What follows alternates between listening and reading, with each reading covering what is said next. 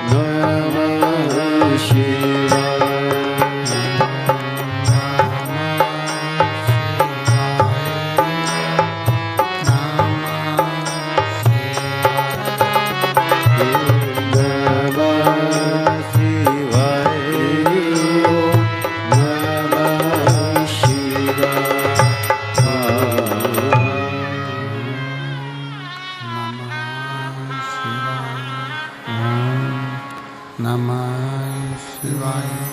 ओम नमः विश्वनाथ भगवान की जय। महाकालेश्वर भगवान की जय। ओमकारेश्वर भगवान की जय। कुबेरेश्वर महादेव की जय। हर हर महादेव, हर हर महादेव, हर हर महादेव। काशी विश्वनाथ, ओगड़दानी, त्रिकालदर्शी, कैलाशी, विनाशी भगवान शिव, जिनकी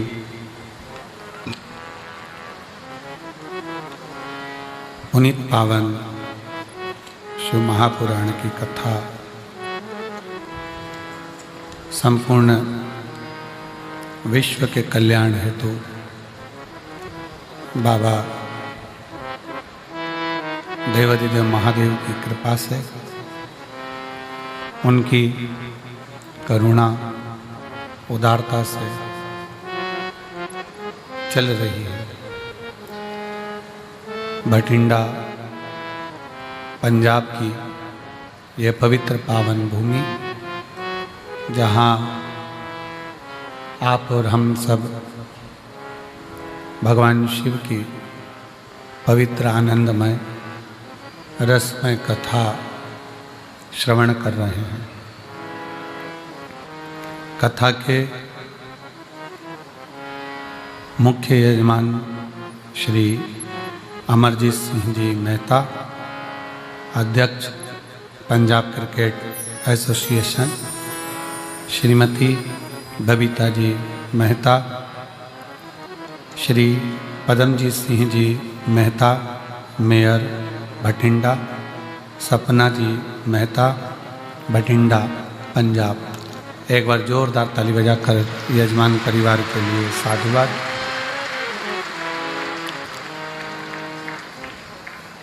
शिव कृपा से,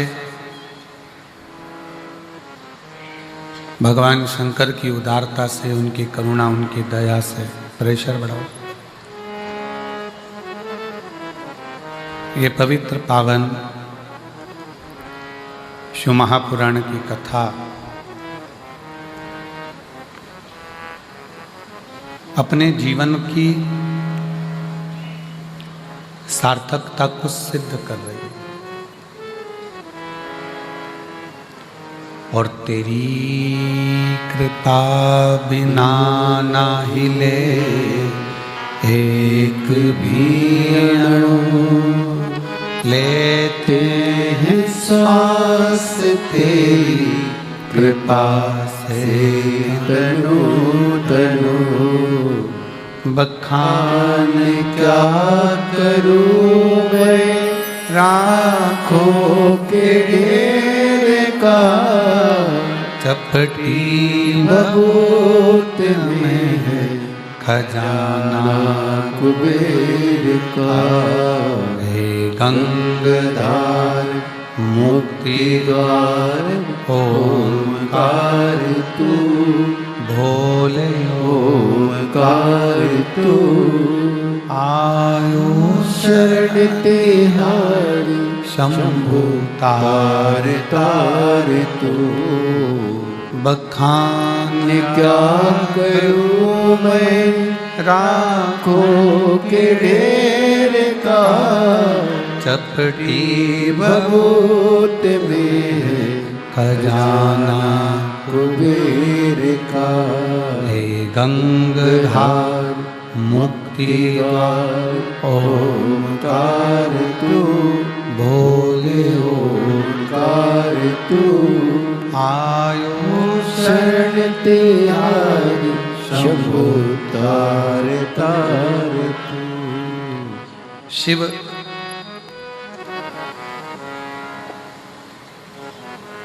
संपूर्ण विश्व का कल्याण करने वाले हैं।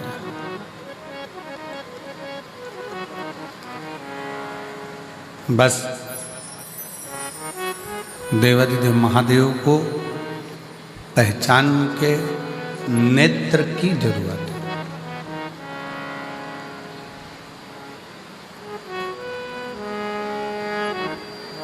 एक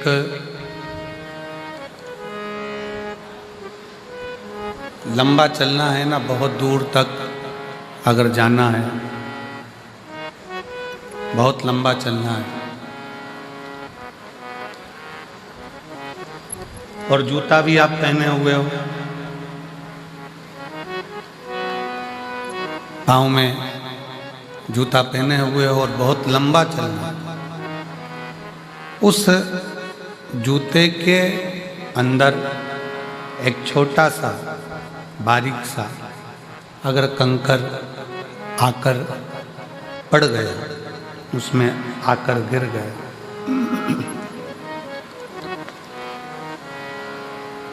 उस जूते के अंदर अगर एक छोटा सा भी कंकर आकर पड़ जाता है, गिर जाता है, रह जाता है, तो आप बहुत दूर तक नहीं जा सकते।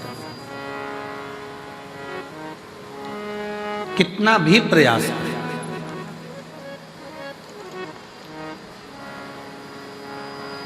बहुत लंबा चलना है तो कंकर को जूते में से निकाल कर बाहर फेंकना पड़ेगा, उसी तरह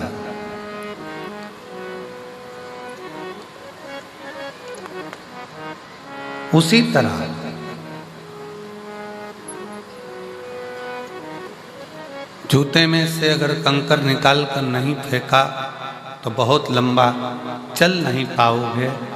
जिंदगी भी ऐसी ही है, मन में से अगर अहंकार निकाल कर नहीं फेंका तो मंजिल तक नहीं पहुंच पाओगे।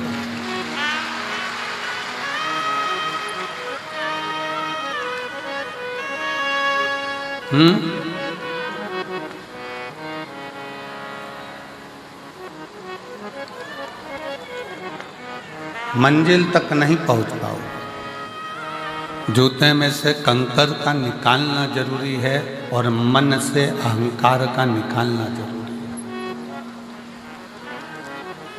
शिव जी ने कामदेव को क्यों भस्म करा? भगवान शंकर को ऐसी क्या पड़ गई थी जो कामदेव को भस्म करना पड़ा? मेरे शंकर भगवान कामदेव को भस्म नहीं करते, पर कामदेव के अंदर अहंकार इतना आ गया था कि भगवान शंकर को कामदेव को भस्म करना ही पड़ा। अहंकार में तीन गए, धन, वैभव और वंश। ना मानो तो देख लो रावण, कौरव और कंस, ये तीनों अहंकार में चले जाते हैं। इन तीनों का वंश पूरा अभिमत्ता में मिट जाता है, पूरा अभिमत्ता।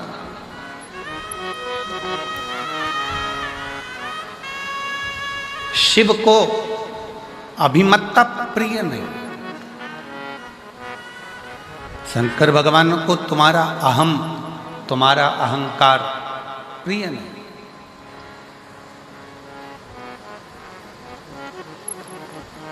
आप अपने जीवन में हम श्री अमरजीत सिंह जी मेहता जी को इस चीज़ के लिए धन्यवाद देंगे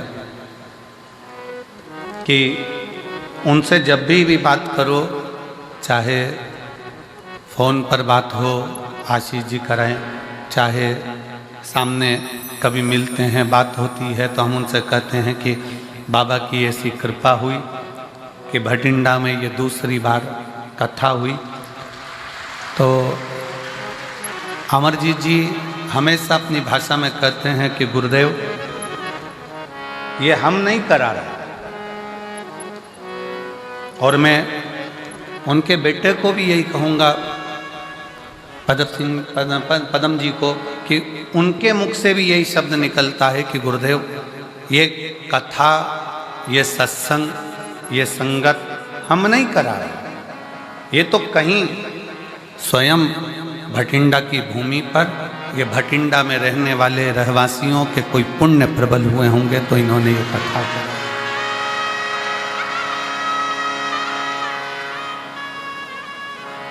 ये किसी साधारण व्यक्ति के बस का विषय है ही नहीं। शिवपुराण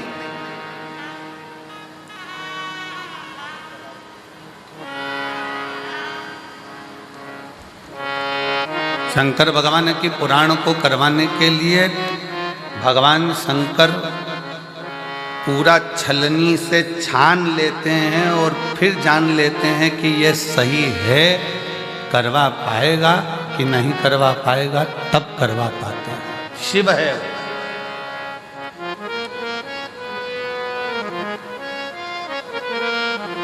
वो, गढ़दानी है।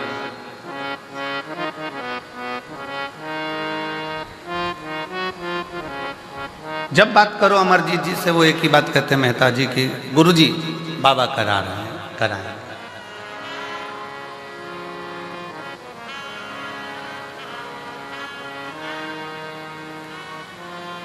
वाहे गुरु जी दा खालसा, वाहे गुरु जी दी फतेह। करा रहे हैं, वो कराने वाला है, करा रहा है। इसमें हम नहीं, भगवान शंकर कामदेव को जलाकर इसलिए भस्म कर रहे हैं क्योंकि कामदेव के अंदर ये अहंकार आ गया था कि मैं शंकर की समाधि को तोड़ सकता हूं, मैं शिव की समाधि को तोड़ सकता हूं। मैं शब्द, मेरा संबोधन अहमता की निशानी है।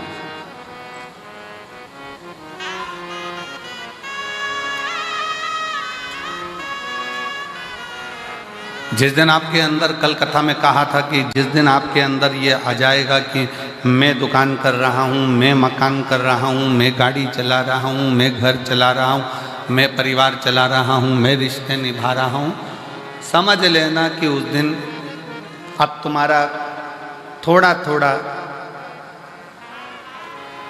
डाउन होना चालू होगा। कामदेव ने अपनी भाषा में कह दिया कि मैं शिव की समाधि को तोड़ सकता हूं,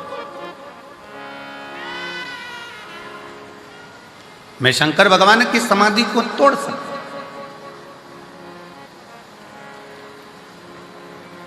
मेरी जीजियों, मेरे जीजाओं, मेरी बेटियों, बेटाओं, मेरी माताओं, मेरे भाई, मेरी बहनों, एक बात बहुत सावधानी से सुनना। नवरात्रे आते हैं, नवरात्रे आते हैं, नवरात्रे में आप माता रानी के व्रत कर लेते हो, जोत जला लेते हो, माता रानी का व्रत करते, उपास करते, जागरण करते, जोत जलाते, पूजन करते, निवेदन करते, और अभी फिर चैत्री नवरात्रे आएंगे, आप फिर आराधना करोगे, फिर साधना करोगे, फिर जोत जलाओगे, फिर माता रानी को याद करोगे, फिर व्रत रखोगे। आप कितने भी व्रत करो, आप कितनी भी जोत जलाओ, आप कितना भी जागरण करो, पर 4 लोगों के सामने जाकर ये कभी मत कहना कि मेरे जैसा व्रत कोई नहीं कर सकता, मेरे जैसा जागरण कोई नहीं कर सकता, और मेरी जैसी जोत कोई नहीं जला सकता। ये अभी मत कहो। आपके मुख से तो शब्द निकलना चाहिए, आपके मुंह से तो, आपके मुख से तो वाणी निकलना चाहिए कि वो माँ अम्बा, जगदम्बा, दुर्गा भवानी, माँ वैष्णव रानी, माँ जगत जननी, माँ नैना, माँ मनसा, माँ कांगड़ा, माँ चिंतपूर्णी, माँ ज्वाला, उसकी जैसी इच्छा होती है वैसा व्रत करा लेती है, और उसकी जैसी इच्छा होती है वैसा जागरण करा लेती है, और उसकी जैसी इच्छा होती है वैसी जोत जला लेती है। हमारी सामर्थ्यता नहीं है।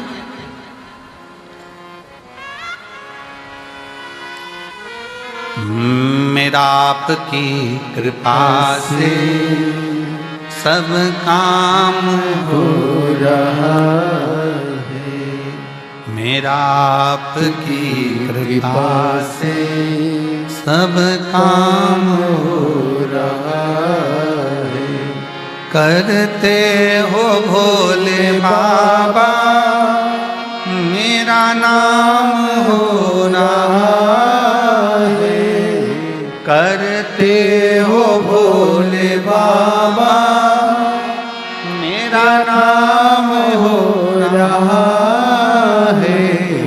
प्रभु आपकी कृपा से सब काम हो रहा है, भोले आपकी कृपा से सब काम हो रहा है। हमारा अहम हमें त्याग है, हमारी अभिमतता हमें त्याग है, हमारे भीतर का अहंकार हमें त्याग है।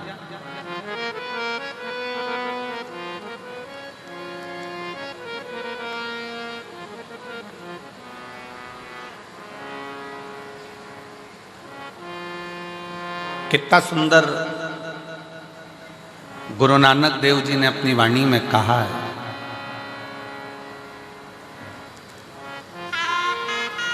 कि जब संगत आवे, जिस समय पर दरवाजे पर कोई संत, कोई साधु, कोई सन्यासी, कोई तपस्वी, कोई साधक, कोई उपासक, कोई भक्त, कोई दीन, कोई दुखी तुम्हारे दरवाजे पर आवे, गुरु नानक देव जी अपनी वाणी में कहते हैं कि उस रब की सेवा से बड़ी सेवा होती है किसी गरीब को, भूखे को भोजन कराने की सेवा।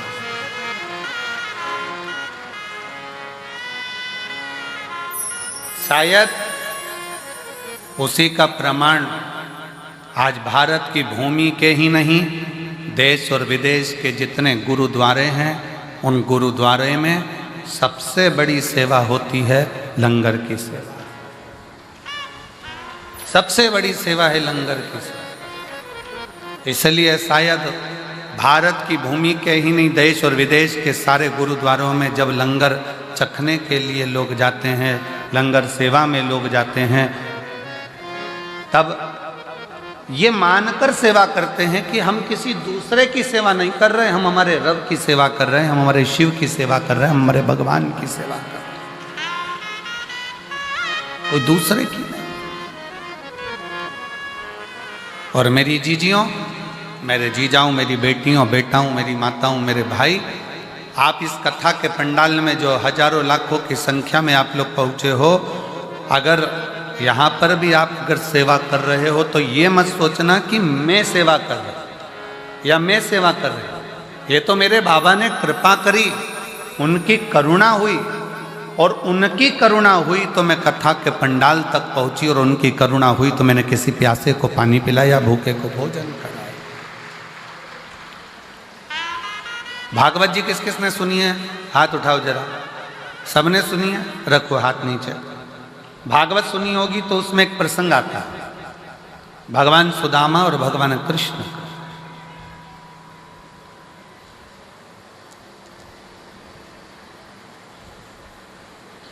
सुदामा जी की धर्म पत्नी सुदामा जी से रोज कहती है कि तुम कृष्ण के दरवाजे जाओ, तुम भगवान कृष्ण के द्वार पहुंचो। बार बार कहती है, प्रतिदिन रोज हर बार कहती है कि कृष्ण के दरवाजे जाओ। पर सुदामा जी भगवान कृष्ण के दरवाजे जाते हैं क्या रोज? रोज कहती है सुशीला, सुदामा जी की धर्म पत्नी रोज कहती है, तो भी सुदामा जी भगवान कृष्ण के दरवाजे नहीं जाते। जाते फिर कहा, बहुत दुख का जीवन चल रहा था सुदामा जी का, बहुत तकलीफ की जिंदगी चल रही थी, बार बार कहा गया, पर सुदामा जी भगवान कृष्ण के दरवाजे नहीं जाते। फिर एक दिन सुशीला ने, सुदामा जी की पत्नी ने कहा कि तुम रुको, मैं पड़ोसी के घर से कुछ लेकर आती हूँ। पड़ोसी के घर से तंदूल मांग कर लाई, पल्लू में बांधा, बांध कर सुदामा जी को दिया। सुदामा जी ने वो तंदूल को चावल अपनी बाजू में दबाया और दबाकर लेकर चले गए।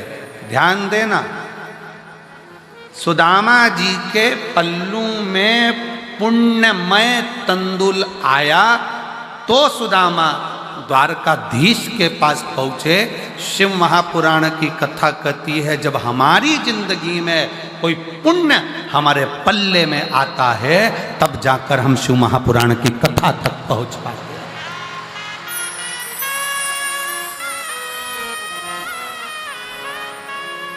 यहाँ पर कई मेरी भटिंडा की जीजियाँ बैठी हुई हैं, जिनके मन में बहुत दिन से मन में उमंग आ रहा था, भटिंडा में कथा होना चाहिए, पंजाब में कथा होना चाहिए। महाराज जी हरियाणा तक तो आते हैं, थोड़ी सी बाउंड्री पार करके यहाँ नहीं आ सकते। हमारे पंजाब में भी कथा होना चाहिए, हमारे पंजाब में भी कथा होना चाहिए। कितना कितना कोई पुण्य पल्ले में आया, पुण्य पल्ले में आया। हम पिछली बार जब कथा कर कर यहाँ से गए भटिंडा पंजाब से, तो हमने श्रीमती बबीता मेहता जी से, अमर सिंह जी की धर्मपत्नी जी से एक बात यहाँ से जाते समय हमने कहा माता जी कहीं कोई पुण्य भाभी जी आपके मायके के, ससुराल के और आपकी 71 पीढ़ी के कोई पुण्य प्रबल हुए होंगे जो भटिंडा में आपने ये शिव महापुराण की कथा करवा ली। कोई पुण्य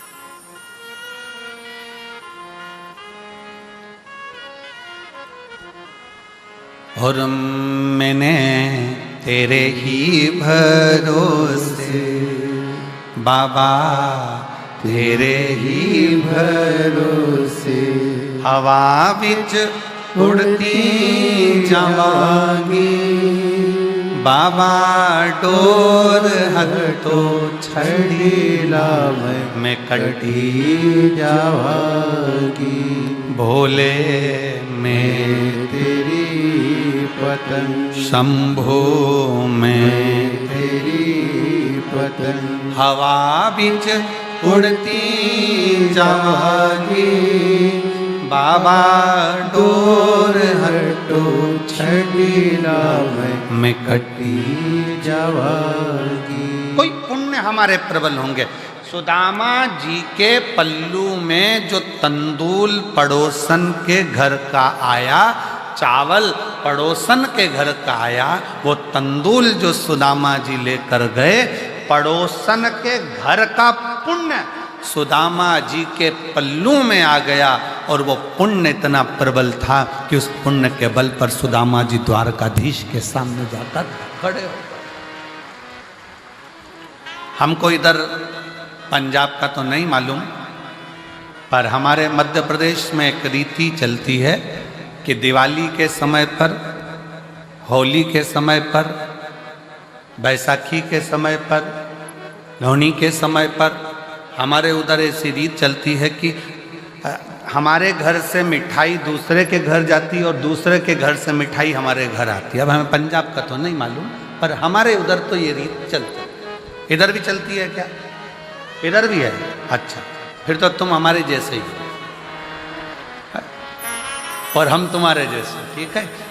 मतलब हमारे उधर ऐसी रीत है कि त्योहार पर, बैसाखी हो, लोहड़ी हो, दीपावली हो, होली हो, उस समय पर संक्रांति हो, मकर संक्रांति, उस समय पर लड्डू जाता है, मिठाई जाती है और मिठाई पड़ोसी के घर जाती है, रिश्तेदार के यहाँ जाती है, फिर वहाँ से भी हमारे यहाँ आती है।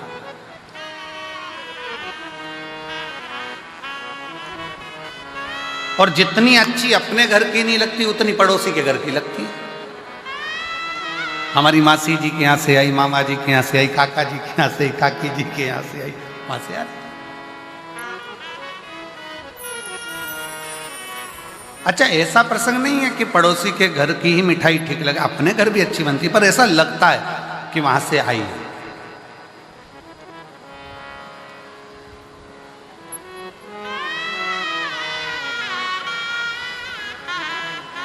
और कभी कभी वो एक प्रसंग याद आ जाता है ना कि वो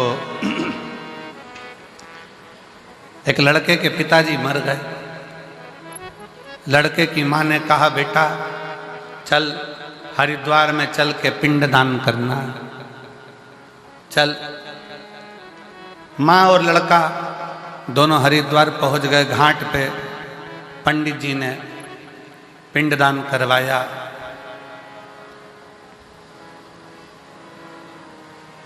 और पिंडदान करवाने के बाद वहां पर भोजन रखा। इतने में एक कौवा उड़ते उड़ते आया। लड़के ने अपनी माँ से कहा, माँ देखो, हमने सुना है कौवे के रूप में पितर आते हैं, आज मेरे पिताजी देखो कौवे के रूप में उड़कर आ रहे हैं। माँ बोली, हाँ बेटा, ये तो सही है कि पिताजी भोजन लेने आ गए। थोड़ी देर बाद वो कौवा वहाँ बैठा, बैठकर फिर उड़ा और पड़ोस में एक महिला पिंडदान कर रही थी अपने लड़के के साथ, वहाँ की पूड़ी उठाई, चले गया। बेटा बोला, देखो माँ, कौवे ने पास में से पूड़ी उठा ली पर अपनी पूड़ी नहीं उठाई। इतने में माँ रोती रोती बोली, पक्के में तेरा ही बाप है, पक्के में तेरा ही बाप है। कभी उनको अपने घर का पसंद ही नहीं आया, जब भी खाया पड़ोसी के घर खाया। ये तेरा ही बाप है, ये निश्चित हो गया, ये पक्का होगा।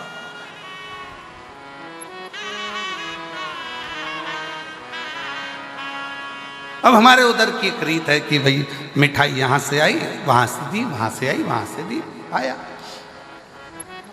क्यों, किस लिए? हम भारतीयों में ऐसा रिवाज क्यों है कि त्योहार पर, फंक्शन में, उत्सव में अपने घर की मिठाई दूसरे के घर, दूसरे के घर की मिठाई अपने घर, ऐसा हमारे भारतीयों में ऐसा प्रसंग क्यों आता है? उसका कारण केवल एक सुदामा जी के चरित्र से है। सुदामा जी की पत्नी रोज कहती रही कि जाओ द्वारकाधीश के दरवाजे जाओ, द्वारकाधीश के दरवाजे जाओ, द्वारकाधीश के दरवाजे जाओ।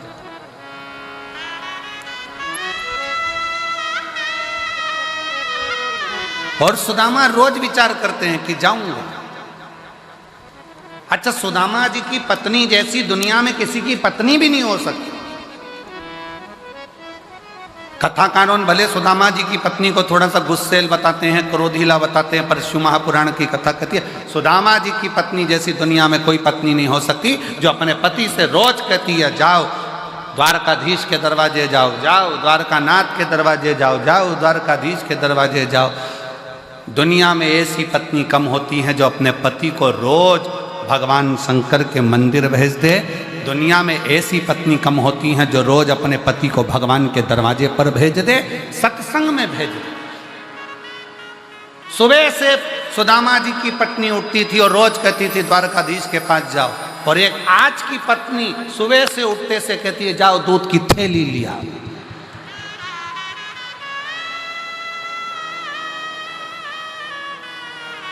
और ऊपर से भी फोन करती करती कह रही है ब्रेड का पैकेट भी लिया ना।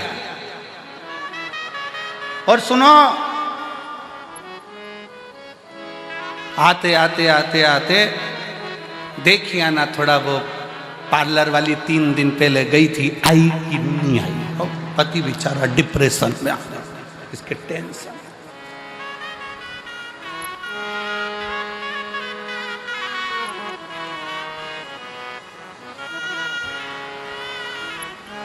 सुदामा जी की पत्नी रोज कहती है, पर सुदामा जाते नहीं है।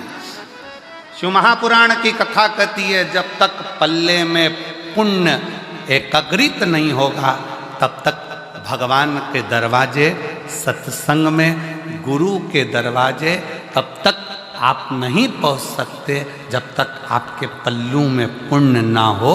इसलिए हमारे भारतीयों में रीत है, पड़ोसी के घर से मिठाई आती है, हम पड़ोसी के घर मिठाई देते हैं कि हो सकता है हमने जितना भजन करा हो, हमने जितना पुण्य करा हो, उससे 4 गुना ज़्यादा भजन पुण्य किसी पड़ोसी ने करा होगा, तो उसका पुण्य हमारे खाते में आएगा और हम भी पार उतर जाएंगे। इसलिए उसकी रीत हमारे यहाँ आजमाई।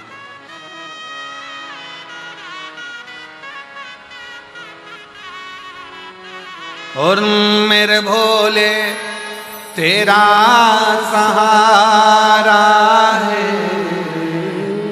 मेरे भोले तेरा सहारा है, मेरी नैया का तू किनारा है, मेरी नैया का तू किनारा है। मेरे बाबा तुझे पुकारा है, मेरे बाबा तुझे पुकारा है, मेरी नैया का तू किनारा है, मेरी नैया का तू किनारा।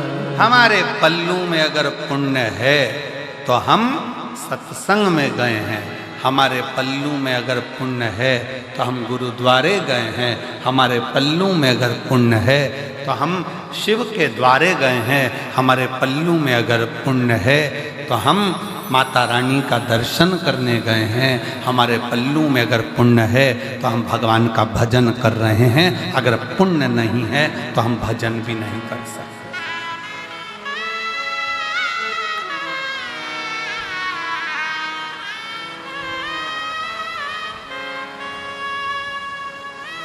पुण्य अपने पास।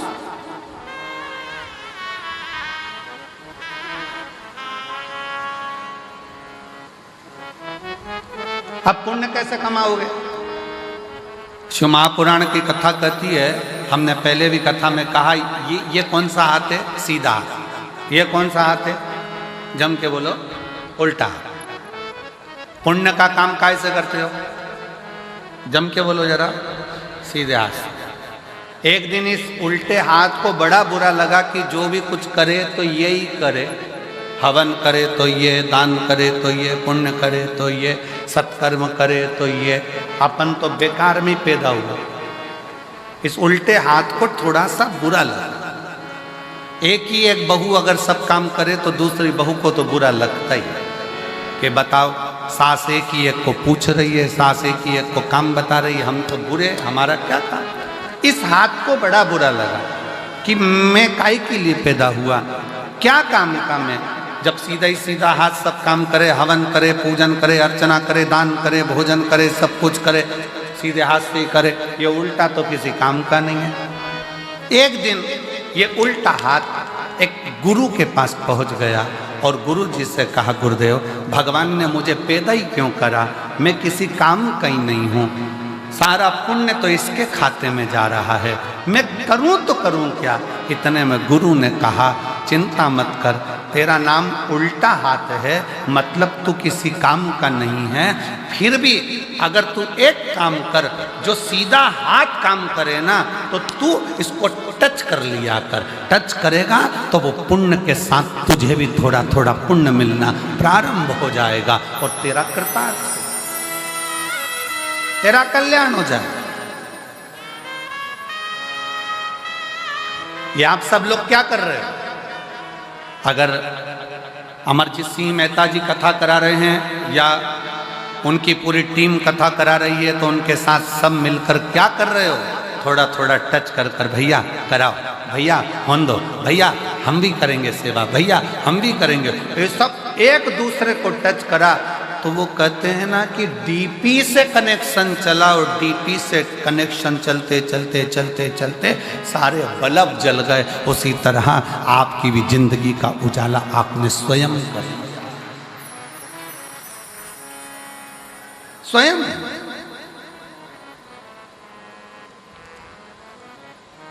भगवान शंकर की अविरल भक्ति, भगवान शिव की अविरल भक्ति का फल आपको प्राप्त, शिव तत्व आपको प्राप्त। और शंभु शरणे मांगू घड़ी रे घड़ी, दुख काटो दया करीन दर्शन आपो।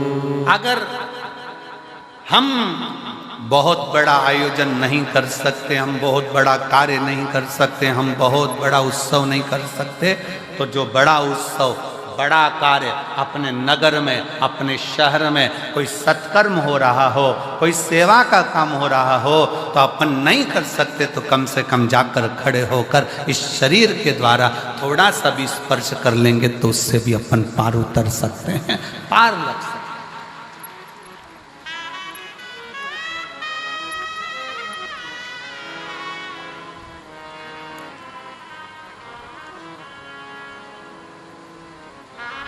श्रेष्ठ कर्म हमारा हमें परमात्मा तक ले जाता है। श्रेष्ठ कर्म। एक महिला ने लिखा,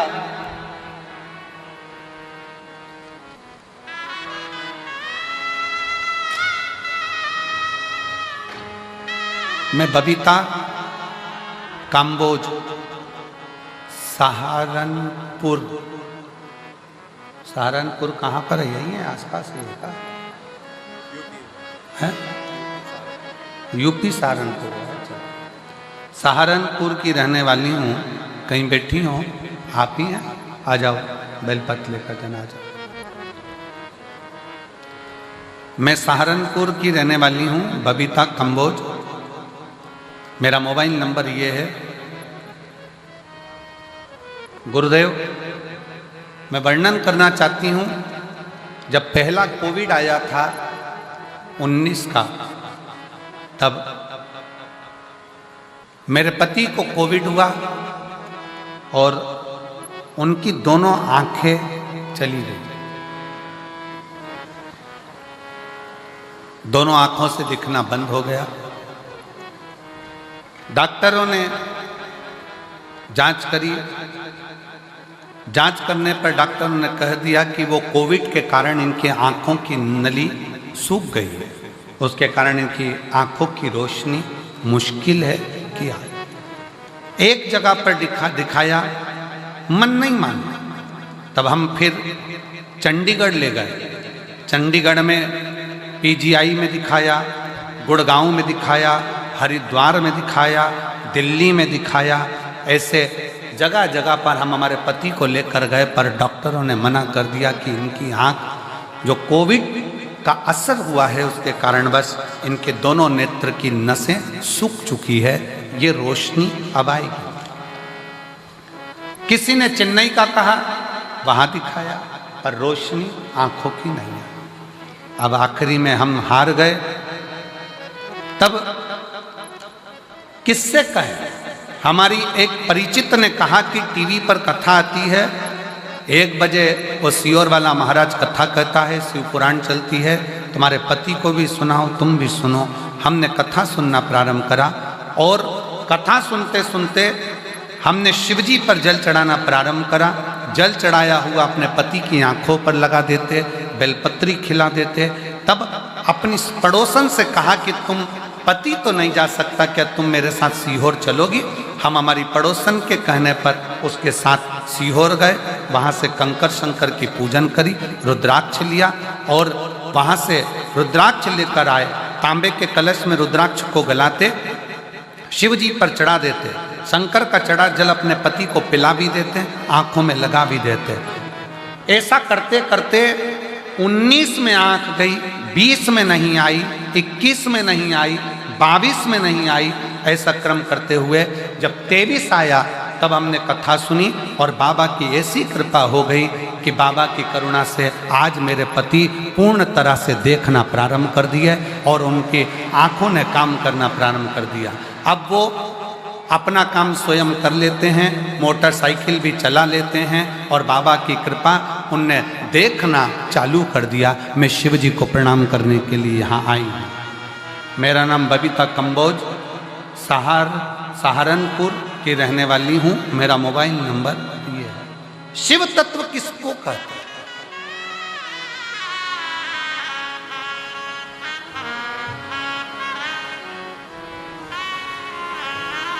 शंकर की भक्ति किसको कहते हैं? शिव की उदारता किसको कहते हैं? कुछ नहीं बने ना। कोई अच्छा काम कर रहा है, कोई यज्ञ कर रहा है, कोई अनुष्ठान कर रहा है, कोई पूजन कर रहा है, कोई अर्चना कर रहा है, कोई सेवा कर रहा है। अपन नहीं कर सकते इतना बड़ा आयोजन, अपन नहीं कर सकते कोई अच्छा काम, तो उसके लग कर भैया हम हैं, हम संभाल लेंगे।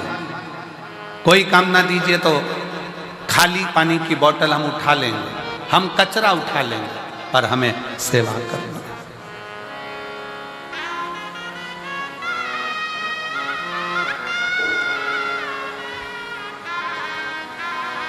और भला किसी का कर न सको तो बुरा किसी का मत करना।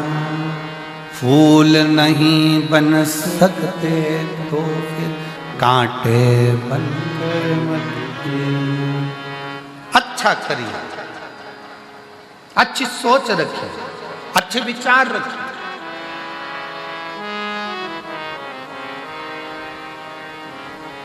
और जब अच्छी सोच के साथ जब हम आगे बढ़ेंगे, अच्छे विचार के साथ हम आगे बढ़ेंगे, तो शिव क्यों ना हो। आ जाओ।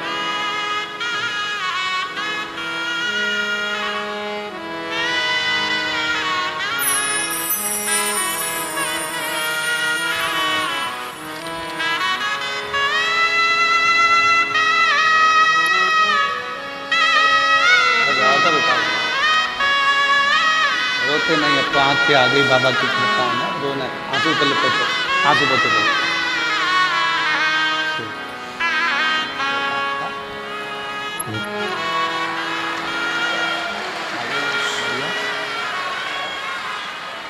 रोते नहीं, उठो उठो, रोना नहीं, उठो अब उठो, आंसू पोछो बाबा के।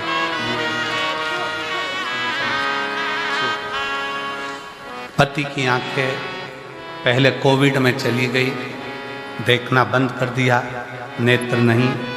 डॉक्टरों ने जवाब दे दिया था, चंडीगढ़ के पीजीआई कॉलेज के, गुड़गांव के, हरिद्वार के, चेन्नई के, दिल्ली के, सब ने मना कर दिया था आंखें नहीं आएगी क्योंकि नसें सूख गई।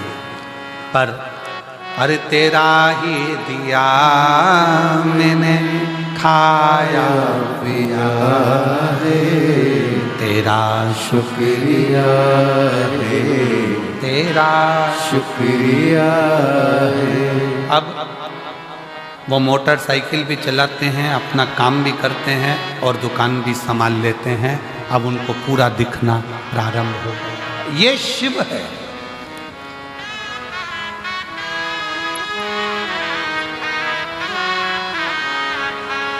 ये जायदाद भी औलाद मुसीबत में हर वक्त इमदाद तेरा ही दिया मैंने खाया पिया है, तेरा शुक्रिया है, तेरा शुक्रिया है। उसकी आराधना करें बिना किसी आडंबर के, बिना किसी दिखावे के।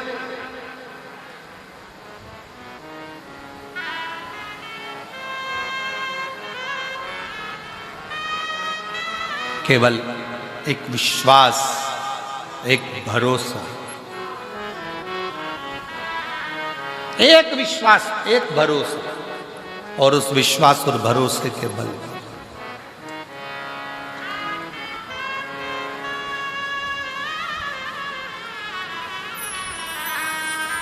शिव महापुराण की कथा कहती है, पल्लू में अगर पुण्य बंध गया, पल्लू में अगर पुण्य आ गया, खूब अच्छी अच्छी होटलें हैं, खूब बढ़िया बढ़िया होटलें बनी हुई है, बहुत बड़ी बड़ी होटलें बनी हुई है। आप होटल में 24 घंटे खाओ, मना नहीं, मना नहीं। पर यदि अपने नगर में, अपने क्षेत्र में तुम कहीं बाहर गए हो और राह में तुम्हारी जेब में अगर पैसा है तो तुम अच्छी अच्छी होटल में खा सकते हो, पर एक बात याद रखना, पैसा अगर जेब में है तो होटल तक पहुंचोगे, और अगर पुण्य तुम्हारी जेब में है तो तुम गुरुद्वारे तक, शिव के मंदिर तक, शंकर की चौखट तक।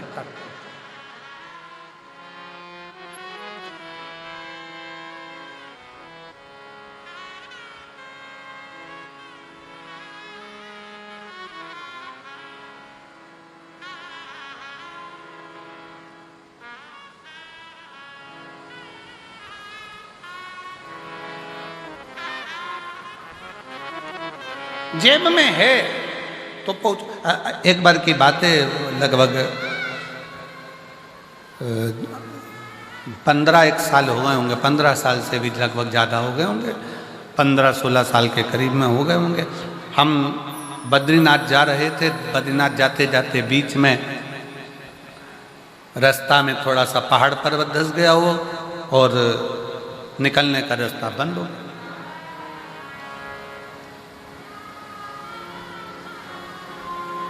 वहीं पंजाब के 2 बेटे, पंजाब के 2 लड़के और मोटरसाइकिल से वो हेमकुंड साहिब जा रहे थे।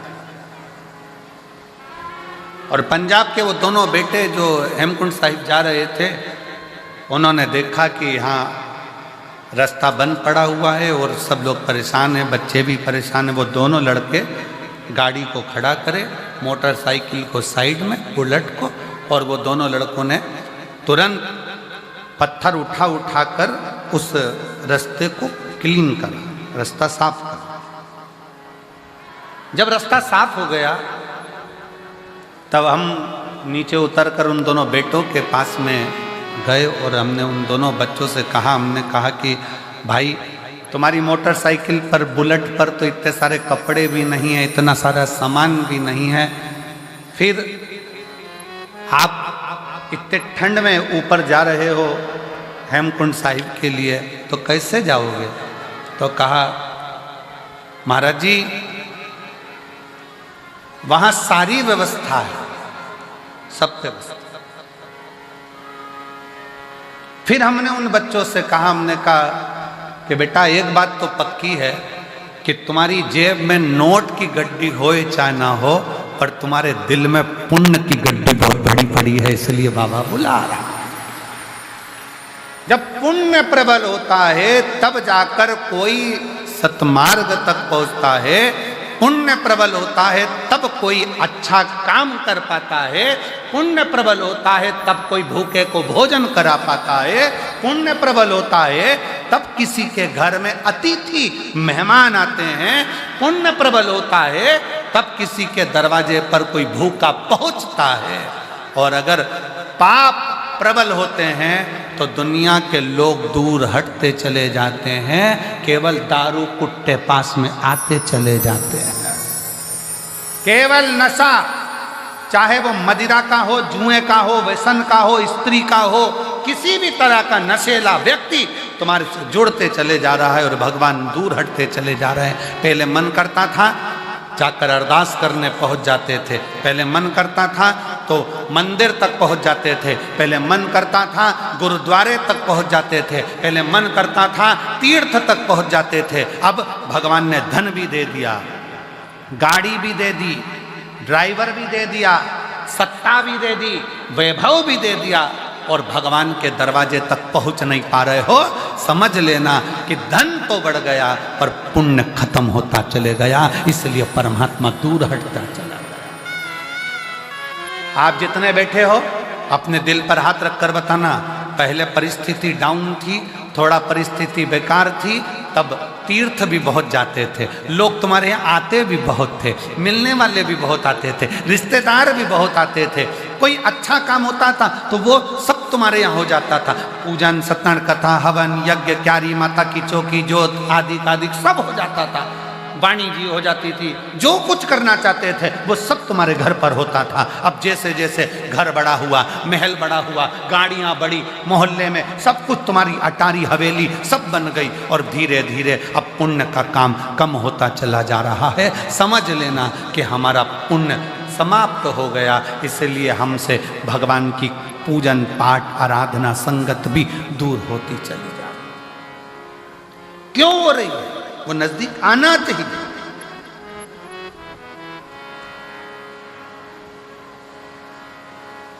पहले छोटा सा घर था, मेहमान ज्यादा आते थे, घर बड़ा हो गया, मेहमान जाना चालू हो गया, मेहमान नहीं आते।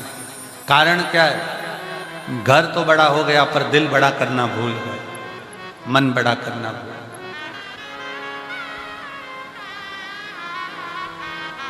हृदय को बड़ा रखिए,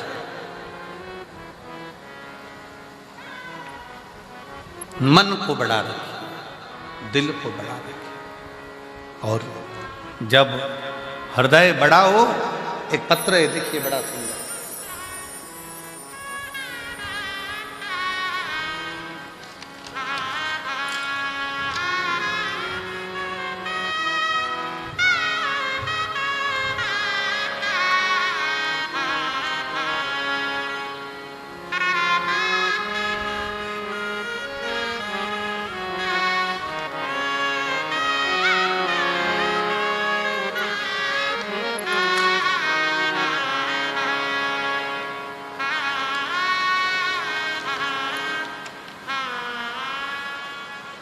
मेरा नाम आरती, पति का नाम अखिल, पिता सुरेश कुमार रंगीला, मोबाइल नंबर ये है,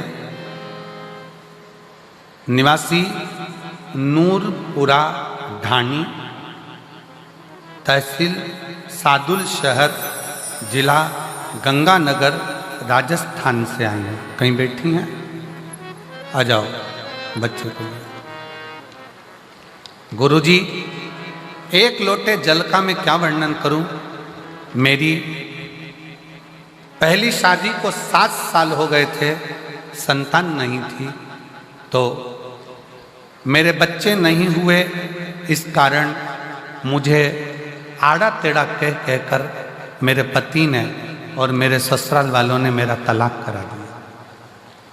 क्यों? क्योंकि डॉक्टर के हिसाब से मुझे कह दिया गया कि मैं मां नहीं बन सकती, संतान नहीं हो सकती। गुरुदेव, मेरा तलाक हो गया। फिर बाबा से प्रार्थना करी, मेरी दूसरी शादी हो गई। दूसरी शादी होने के बाद गुरुजी फिर 6 महीना, 8 महीना, 1 साल, 1.5 साल, 2 साल निकलते गए, पर संतान का सुख नहीं। आखिरी में वापिस जो मेरा दूसरा विवाह हुआ तो पति को कई लोग कहने लगे कि छोड़ दे इसको। इसके पहले पति ने भी इसको इसलिए छोड़ा क्योंकि इसको औलाद नहीं, तू भी छोड़ दे। तब डॉक्टरों को दिखाया, डॉक्टरों ने तो मना करा, पर आखिरी में उसी हॉस्पिटल में एक दरवाजे पर एक प्यून खड़ा था। उस प्यून के कहने पर मैंने शंकर को मंदिर में जाना प्रारंभ करा, 1 लोटा जल चढ़ाना प्रारंभ करा, और आस्था चैनल पर जो कथा आ रही थी उस कथा को सुनना प्रारंभ करा। फिर मैं 2024 में भटिंडा पंजाब की कथा सुनने के लिए आ गई। बाबा को झोली पसार कर पंडाल में से कहकर गई, बाबा कहीं मेरा दूसरा तलाक भी ना हो जाए, मुझे औलाद देने की जवाबदारी तेरी है। तब बाबा की कृपा से 5 महीना भी पूर्ण नहीं हुआ और शिव की कृपा से मेरा गर्भ ठहर गया और बाबा की कृपा से मुझे संतान की प्राप्ति हुई। मैं बाबा को यहाँ प्रणाम करने के लिए आई हूँ। गुरुदेव, 4 दिसंबर को मेरे घर में संतान की प्राप्ति हुई है। मैं शिव को नमन करने, शिव। एक लाइन अच्छी लिखी है, बाबा ना जाने कितनी बेटियों का भाग्य इस शिव महापुराण ने लिख दिया, नहीं तो कई बेटियां तो रोती ही रहती, रोती।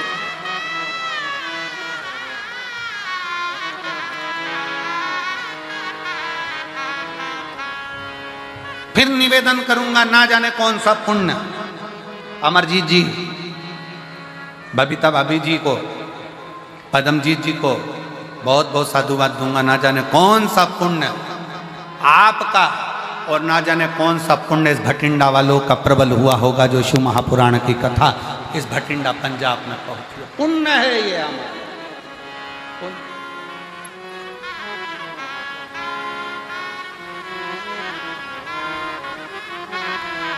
उस पुण्य की प्रबल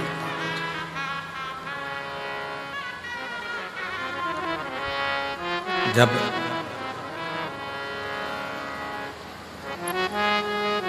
भीतर का हम परमात्मा और हमारे बीच में आएगा तो वो अहम हमें परमात्मा से दूर करता जाएगा। अहम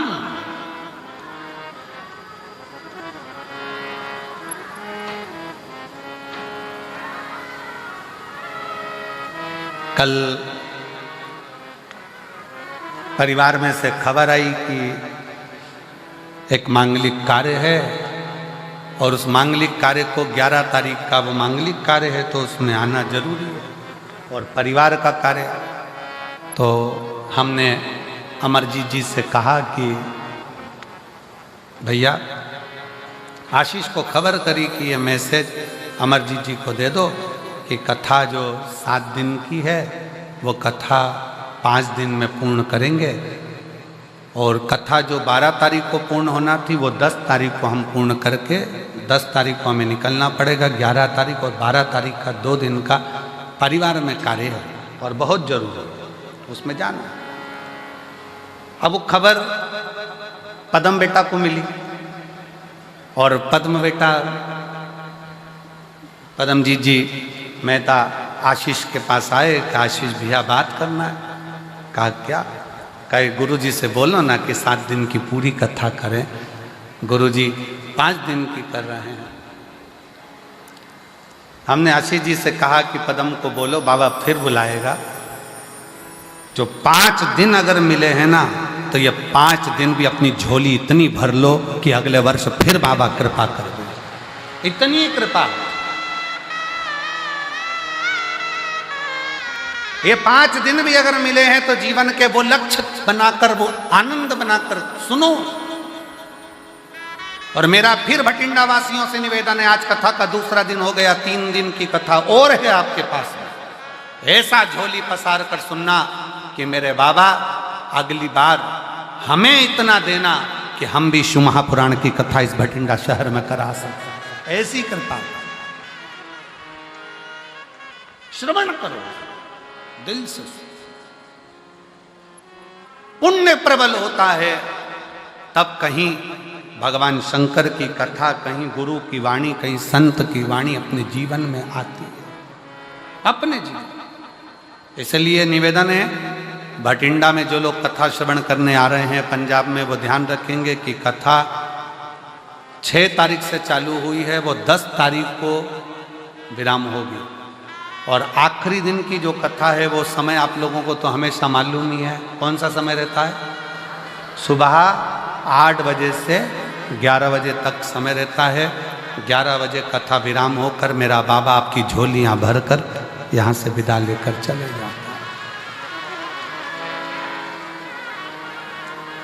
पुण्य के ये 5 दिन है, सुनो, धारण करो और अपने जीवन में उतारो।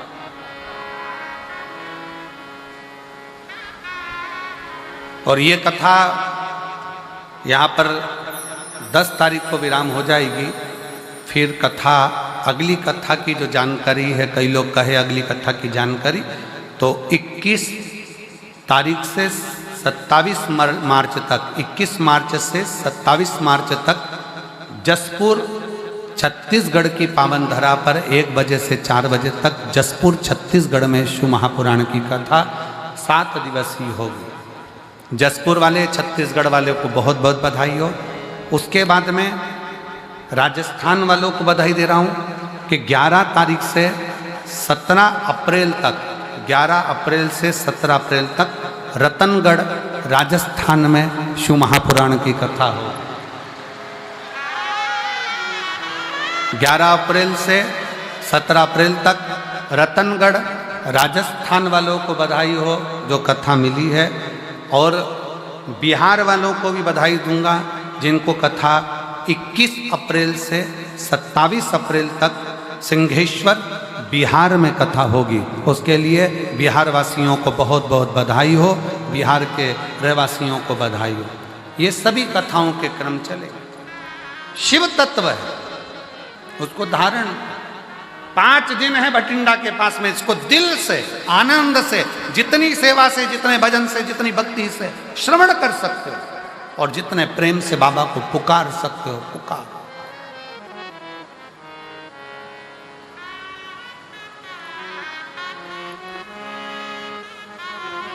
शिव कथा कर रही है, भगवान शंकर का चरित्र कर रहा है, शिव महापुराण की कथा कर रही है। भगवान शिव का चरित्र कथा है। कामदेव के भीतर अहंकार, कामदेव के भीतर अभिमत्ता, कामदेव के भीतर अहम समाहित हो गया। अभिमान कामदेव के भीतर, अहम।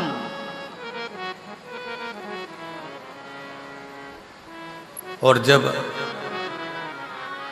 कामदेव के भीतर अभिमत्ता समाहित हुई, अहंकार आया, मेरे शिव भस्म नहीं करते। जब अहंकार बढ़ता चले जाता है तो शंकर भी भस्म कर ही दे। एक शिव जी का एक भक्त था जिसका नाम था प्रनद। क्या नाम था? प्रनद। शिव जी का परम भगत था। क्या करता था वो कि कभी भी जिंदगी में उसने अन्न को ग्रहण नहीं किया, अन्न खाता ही नहीं, पानी पीता, पेड़ों की पत्तियां तोड़कर भगवान का श्रृंगार करता और उसी पत्ती का सेवन करता।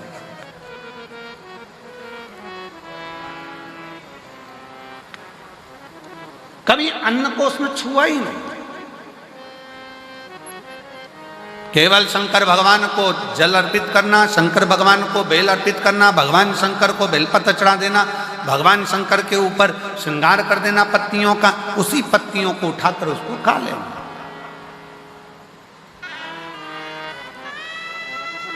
समय निकलता गया। एक दिन प्रणत पत्तियां तोड़ रहा था और डाली पे से नीचे गिरा। नीचे गिरते से हाथ उसका कट गया। कटा तो उसमें से रक्त गिरने की जगह उसमें से पत्तियों का रस टपक रहा। पत्तियों का रस टपक रहा।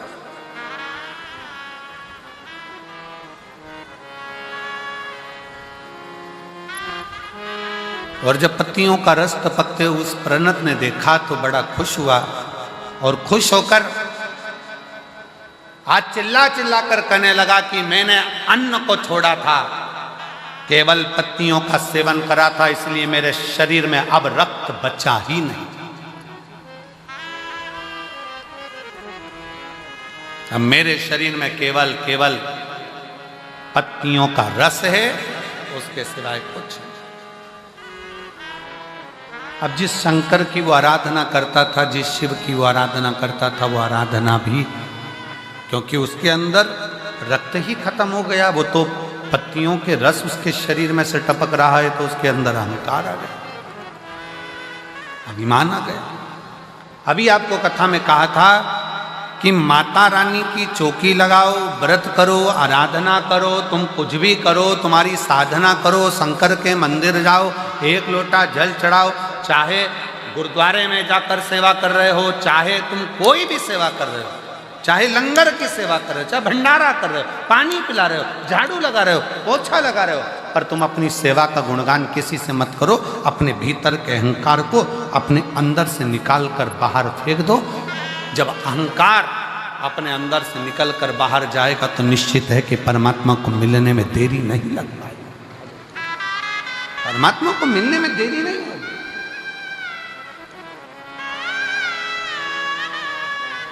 परमात्मा फिर मिलता जरूर है।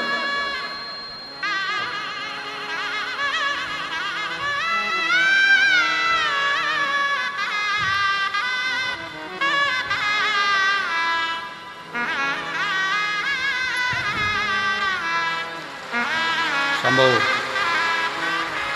शंभो।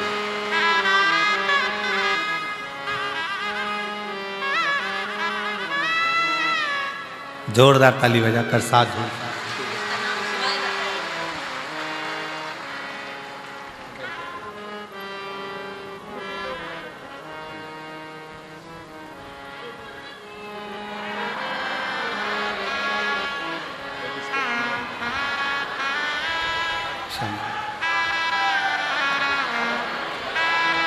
शिव कृपा से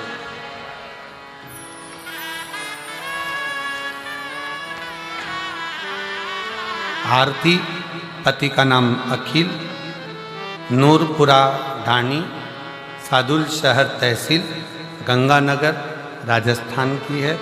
बेटी ने लिखा है 7 साल तक जब मुझे संतान नहीं हुई तो पति ने मुझे तलाक दे दिया परिवार वालों के कहने पर। दूसरी शादी हुई, संतान का सुख नहीं आया, तब हताश हो गई। लगा इनको भी दोस्तों ने कहना चालू करा कि छोड़ दे, तब मेरे पति ने मेरा साथ दिया और हमने भटिंडा की कथा को श्रवण किया और शिव जी से प्रार्थना करी। बाबा की कृपा से मुझे संतान की प्राप्ति हुई। शिव शिव है।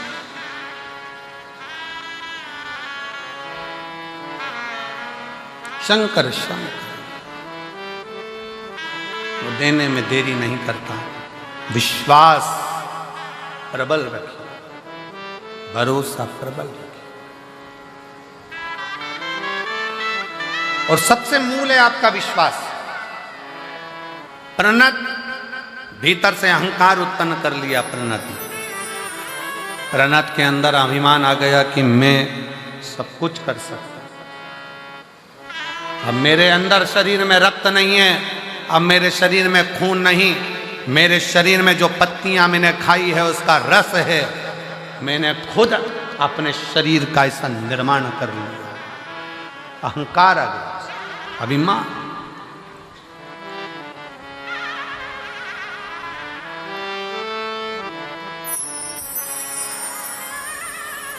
और फिर निवेदन है कि मत बुरे कर्म कर बंदे वरना पछताएगा।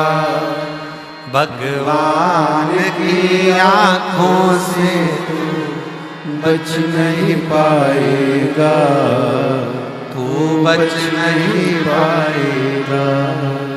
अरे ओ अज्ञानी मत कर नादानी, अरे ओ अज्ञानी मत कर नादानी। तेरे कर्म का फल भी तू ही पाएगा। जैसा किया तूने तेरे आगे आएगा। मत बुरे कर्म कर बंदे वरना पछताएगा। भगवान की आंखों से तू बच नहीं पाएगा, तू बच नहीं पाएगा। अरे ओ अज्ञानी मत कर नादानी। प्रणत को भी अहंकार है।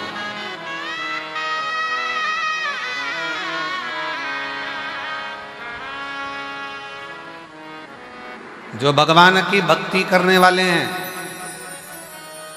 जो भगवान का भजन करने वाले हैं, जो भगवत नाम स्मरण करने वाले हैं, उनसे निवेदन है जितने जितने भगवान के करीब में जाते जाओगे उतना उतना तुम्हारे अंदर कहीं अहंकार ना आता जाए। शिव महापुराण की कथा कहती है रावण ने शिव की भक्ति करी और उसके अंदर थोड़ा थोड़ा अहंकार प्रकट हो गया था। भगवान के नजदीक में जो जाता चले जाता है उसको लगने लगता है कि मैं सब कुछ कर सकता, सब कुछ, और उसको ये अंदाजा नहीं लगता। बैलगाड़ी चलती है, बैलगाड़ी के नीचे जो कुत्ता चलता है ना, देखी कि नहीं देखी बैलगाड़ी? अरे बोलो तो जम के देखी ना सबने। बैलगाड़ी के नीचे जो कुत्ता चलता है तो कुत्ता ये सोचता है कि बैलगाड़ी में चला रहा, पर कुत्ते को कौन समझाए कि बैलगाड़ी तू नहीं चला रहा, बैलगाड़ी बैल चला रहा। वो तो कुत्ता पीछे रह जाता है, बैलगाड़ी आगे निकल जाती है, तब कुत्ते को समझ में आता है कि बैलगाड़ी तो बैल चला रहा है, मैं तो उसके नीचे चल रहा। उसी तरह दुनिया के लोगों को लगता है कि मैंने करा, मैंने करा, मैंने करा, मैं कर रहा हूँ, मैं कर रहा हूँ। जिस समय पर काम बिगड़ता है और कोई नहीं आता, तब उस परमात्मा, उस रब के भरोसे पर काम सफल होता है, तब समझ में आता है कि वो कर रहा है, हम तो निमित्त, हम केवल निमित्त हैं।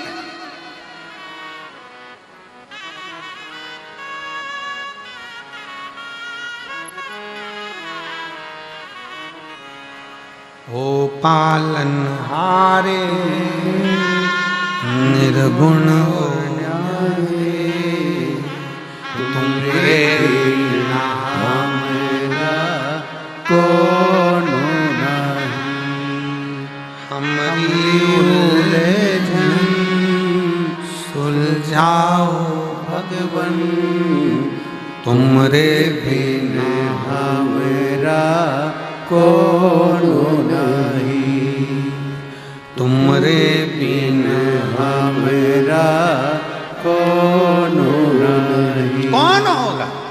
हमको लग रहा है हम कर रहे हैं, हम।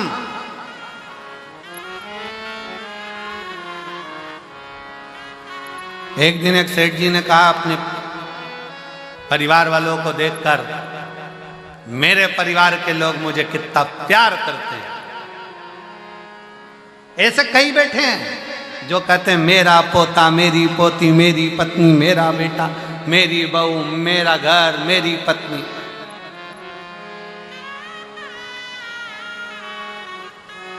अगर मैं मर गया मेरे पीछे पूरा परिवार मर जाएगा। जैसे ही सेठ जी कह रहे थे इतने में उनके गुरु जी आ गए। अब गुरु तो गुरु है, और गुरु जी ने आकर तुरंत उसी समय पर गुरुदेव ने आकर उसी पल, उसी घड़ी, उसी क्षण आकर कहा सेठ जी क्या बात है। सेठ जी कह रहे हैं गुरु जी मेरी पत्नी मुझे बहुत प्रेम करती है, मेरा परिवार मुझे बहुत प्रेम करता है, मेरे पोता पोती, मेरे बच्चे बहुत प्रेम करते हैं। अगर मैं मर गया तो मेरा परिवार पहले मर जाएगा। इतने में गुरु जी बोले एक सीरियल का थोड़ा सा नाटक, थोड़ा सा टॉपिक हमको भी दिखा दो। एक बार मेरा मन है थोड़ी देर के लिए से चक्कर खा के नीचे गिर जाओ। हमें देखना है तुम्हारे मरने पर तुम्हारी पत्नी मरती कि नहीं मरती, तुम्हारे बच्चे मरते कि नहीं मरते। सेठ जी बोले पागल हो गए गुरु जी, ऐसा कोई मरता है क्या। गुरु जी ने कहा बस मेरा निवेदन है तुम मरो, मुझे देखना है कि और अगर मैं लुढ़क कर नीचे गिरा और मेरे परिवार को कुछ हो गया तो गुरु जी बोले उसकी गारंटी मेरी, तुम मरो तो सही।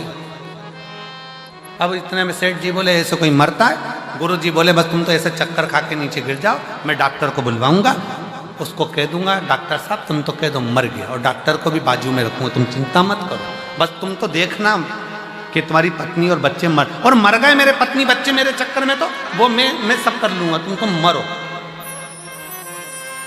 सेठ जी ने चक्कर खा के नीचे गिर गए, डॉक्टर को बुलाया। डॉक्टर साहब ने कहा सेठ जी के प्राण चले गए हैं, सेठ जी के प्राण छूट गए, वो मर गए। पत्नी धाड़ कर रोई, बच्चे धाड़ कर रोए, नई नई डिजाइन में रोए, खूब रोए। अब कोई मरता है तो लोग नई नई डिजाइन में रोते कि नहीं रोते। एक सास मर गई तो बहू रो रही थी, अरे अम्मा तुम मुझे छोड़ के चली गई, अरे अम्मा तुम मुझे छोड़ के चली गई, तुम मुझे छोड़कर माँ चली गई। पति बाजू में आकर बोला चुपचाप रे, फिर रोई, अरे मम्मी मुझे भी साथ ले जाती। इतने में पति बोला 4 व्हीलर लेके नहीं गई, बैठ चुप खूब रो। अब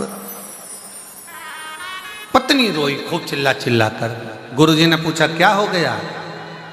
पत्नी बोली सेठ जी मुझे छोड़कर चले गए, गुरुजी मुझे छोड़कर चले गए, मुझसे बोलते तो सरी, मेरा क्या होगा, सेठ जी चले गए। इतने में गुरुजी बोले चिंता मत कर, मेरे पास में एक पुड़िया रखी है, ले, इस पुड़िया में एक भभूति है, वो भभूति तू खाएगी, तू खाएगी मर जाएगी, पति जिंदा हो जाएगा। इतने में पत्नी रोती रोती बोली वो तो कह रहे थे अब तुझे ही संभालना, तुझे।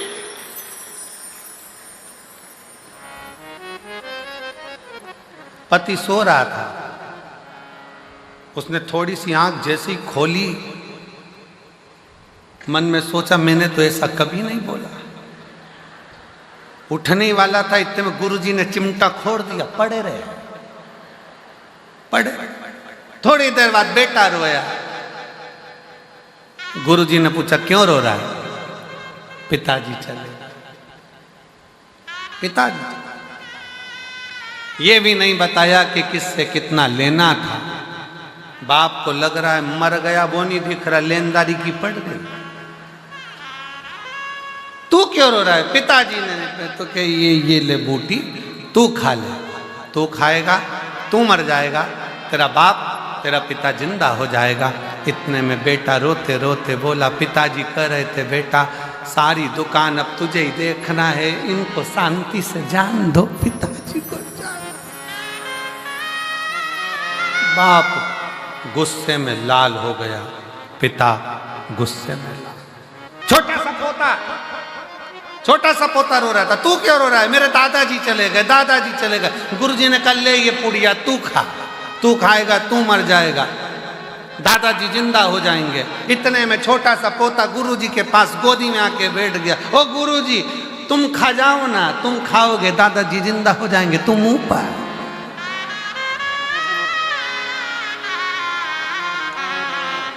कौन है वावारी दुनिया, मतलब की दुनिया में किसी का कोई नहीं। कौन किसका? व्यर्थ।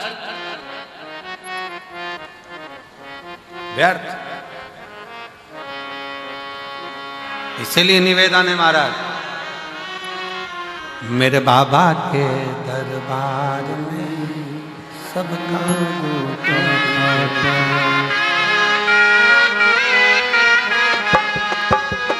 सबका खाता है, यहाँ पर सबका खाता है, सबका खाता है, यहाँ पर सबका खाता है।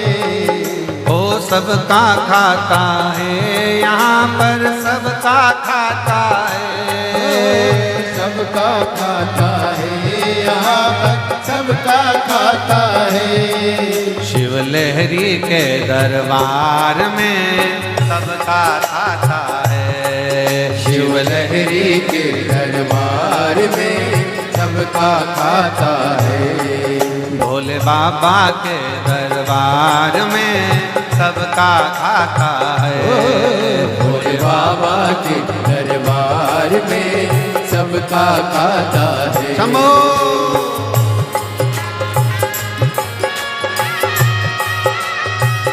ये राधा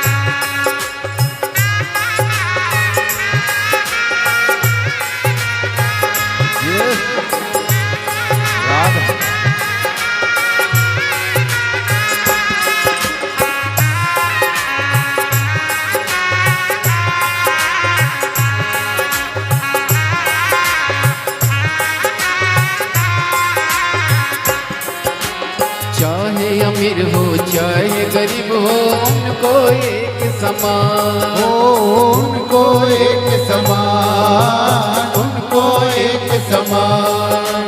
चाहे अमीर हो चाहे गरीब हो उनको एक समान, उनको एक समान, उनको एक समान। सबकी बिगड़ी ओही बनाए ओ, सबकी बिगड़ी ओही बनाए हम सबके भगवान। शिव लहरी के दरबार में सबका खाता है। शिव लहरी के दरबार में सबका खाता है। मेरे बाबा के दरबार में सबका खाता है। मेरे बाबा के दरबार में सबका खाता है। वो सबका खाता है, यहाँ पर सबका खाता है। सबका खाता है, यहाँ पर सबका खाता है। वो सबका खाता है, यहाँ पर सबका खाता है। सबका खाता है, यहाँ पर सबका खाता है। मेरे बाबा के दरबार में सबका खाता है। मेरे बाबा के दरबार में सबका खाता है।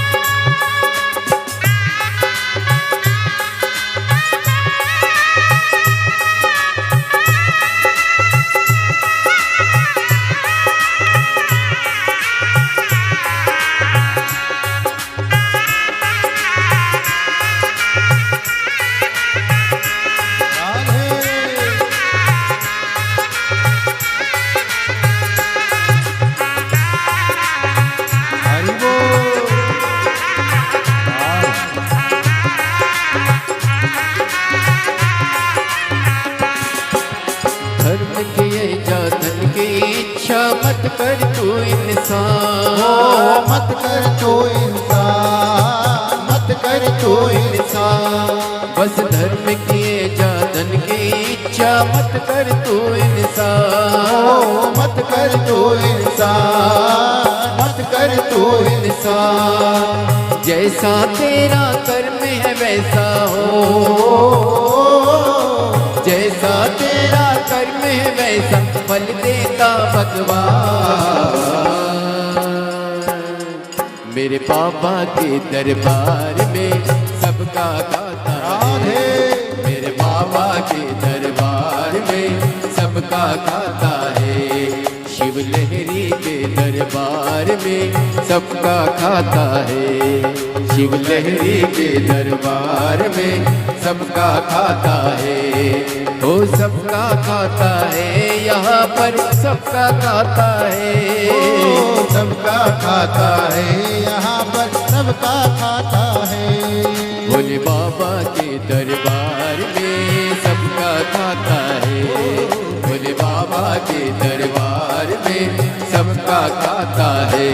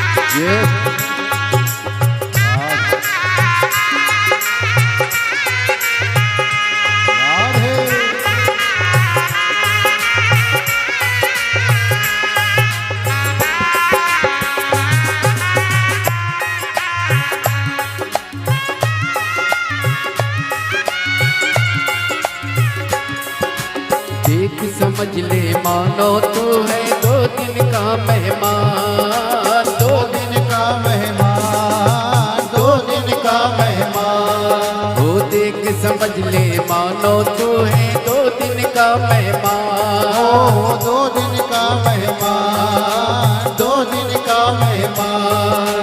कितने आकर चले गए हैं ओ, कितने आकर चले गए कोई जाने को तैयार।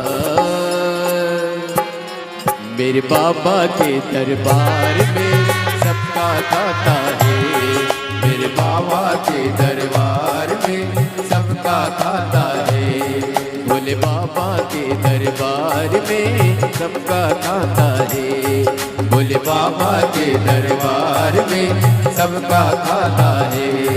ओ सब यहाँ पर सबका खाता है, सबका खाता है, यहाँ पर सबका खाता है। ओ सबका खाता है, यहाँ पर सबका खाता है, सबका खाता है, यहाँ पर सबका खाता है। मेरे बाबा के दरबार में सबका खाता है, मेरे बाबा के दरबार में सबका खाता है, भोले बाबा के दरबार में सबका खाता है, भोले बाबा के दरबार में सबका खाता है, डमरू वाले के दरबार में सबका खाता है, डमरू वाले के दरबार में सबका खाता है, शंभू बाबा के दरबार में सबका खाता है, शंभू बाबा के दरबार में सबका खाता है।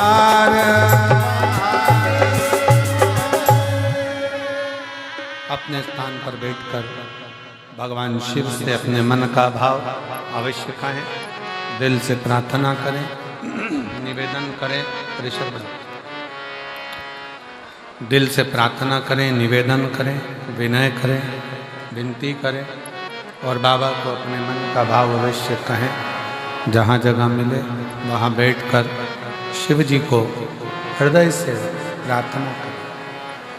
सब लोग साथ में बोलेंगे, साथ में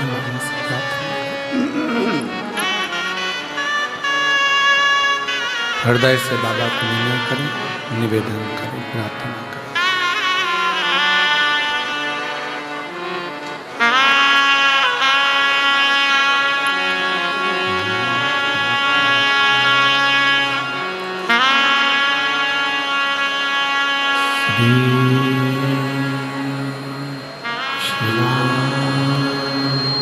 नमस्तु श्री शिवाय नमस्तु श्री शिवाय नमस्तु श्री शिवाय नमस्तु श्री शिवाय नमस्तु भोला सब दुख काटो ओ भोला सब दुख काटो शिव शंकर जप तेरी माला भोले बाबा जप तेरी माला भोला सब दुख काटो ओ भोला सब दुख काटो वेश है मंगल मंगलकारी वेश है मंगल मंगलकारी शमशान वासी शमशान वासी ओ भो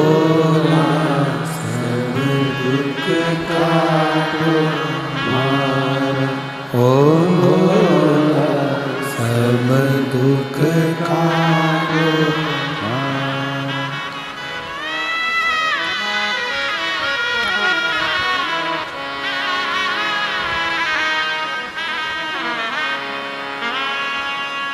भगवान देवादिदेव महादेव भगवान शिव भूगर्दानी त्रिकालदर्शी कैलाशी विनाशी भगवान शंकर भूत भावन भूतेश्वर भगवान शिव जिनकी पुनीत पावन कथा वर्णन कर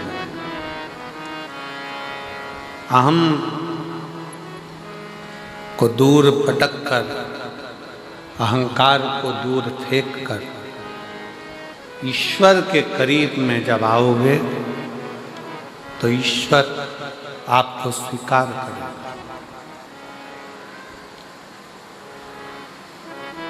ईश्वर आपको स्वीकार करेगा। अहंकार रखकर ना सत्ता सुख देती है, अहंकार रखकर ना परिवार सुख देता है, अहंकार रखकर ना ज्ञान सुख देता है, अहंकार रखकर ना कुटुंब सुख देता है। जिस दिन अभिमान को छोड़कर परमात्मा की शरणागति में हृदय लेकर जाओगे, दिल लेकर जाओगे, परमात्मा उसको स्वीकार कर लेता है। भगवान स्वीकार कर लेता है।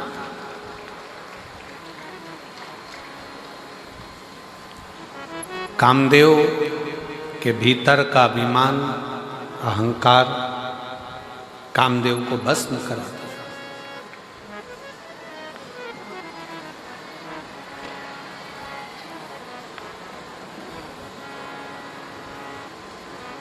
जिसमें कामदेव तो भगवान शंकर का साड़ू भाई है। शिवजी सती के पति हैं, कामदेव रति के पति। दक्ष प्रजापति की बेटी सती भी हैं, दक्ष प्रजापति की बेटी रति भी। रति कामदेव से भी आई हैं, सती शिव जी से भी।